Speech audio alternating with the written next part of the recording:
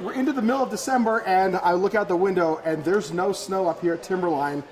Maybe, hopefully, in a little bit we'll get some, but you guys are a ski resort. What's going on in your mind without snow? Right. So we'd obviously prefer, earlier December opening. Our average opening is about November 16th. So as you can see at Timberline, we're fortunate enough to have the historic lodge, several restaurants, and just a lot of general tourist traffic anyway, and that's what's supporting the business at the moment. We've gotten through our season pass sales periods or whatnot, and we're looking forward, we're booking lessons for after the first of the year. So those things are all really positive for us. So forecast is turning. It looks like Tuesday, and they're saying they're measuring the snow in feet. So we'll take it, but everyone knock on wood there, right? You were saying earlier, you guys love the ski season, but you don't necessarily need it to survive. Just talk about how you guys are able to do that. Yeah, so it's, with the historic hotel, I mean, that's a driver in and of itself. So a lot of people don't know this, but we get more visitors in the summertime than we do the wintertime, a lot more. So a lot of people coming up to appreciate the historic value of the hotel, stay the night, grab some food, do some hiking, all those summer activities. We also have a gravity bike park in the summertime, lift assisted as well. So there's lots going on here.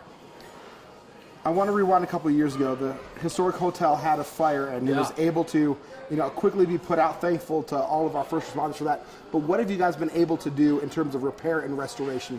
So the repair and restoration, it's important to note that the hotel was open 3 days after that fire. Fire was right above where we were standing, up in the attic space. So remarkable response and recovery. We had 13 fire vehicles here from 4 different fire districts. 75 firefighters on site, and they dealt with it amazingly well. It was, the cliche of the perfect storm. It was, blowing 30 to 40 out of the east that night. So a remarkable job by the first responders. It could have gone the other way really easily. Right, and one of the things that you were saying is because this is a historic place on the National Historic Register, you guys have to do things a little bit differently with the restoration. That's exactly right. A National Historic Landmark designation in 1977. So we have to curate everything at the hotel to that standard. So kind of what that means is when we need to refinish something, fix something, we just don't go to Home Depot and get some stain and sandpaper. We have a curator on site. Interestingly enough, we have a barn off-site with wood from the 1930s when this place was built. So we'll even actually try and repair and restore things with period-specific materials. And that's sort of the special sauce that holds everything together, here at Timberline. That's really cool. Now, one of the cool things that I'm looking forward to is you guys redesigned your pool and your spa. Yeah. It's great during the winter when the snow is falling to be out there in that hot tub. Tell me about the redesign that you had with the pool and spa. Yeah, so the original pool, built in 1958, was at the end of its useful life, and it was built up right up to the west end of the hotel. Therefore, covering the stone buttresses. There's a really cool door, some windows down there. Nobody had seen it since '58.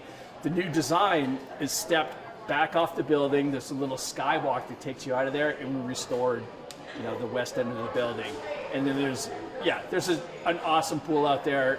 We redid the hot tub configuration, open 365 days a year, rain, snow, shine, whatever. That's fantastic. Yeah. It's the Christmas season here at Timberline Lodge. Talk about some of the activities you guys have going on with Christmas approaching. Yeah, with Christmas approaching, lots of fun things going on here at Timberline. Last night, for example, we had the tree lighting. It was packed.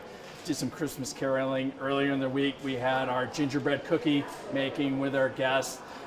Christmas Eve, very special up here at Timberline. We do a New Year's Eve celebration, including fireworks.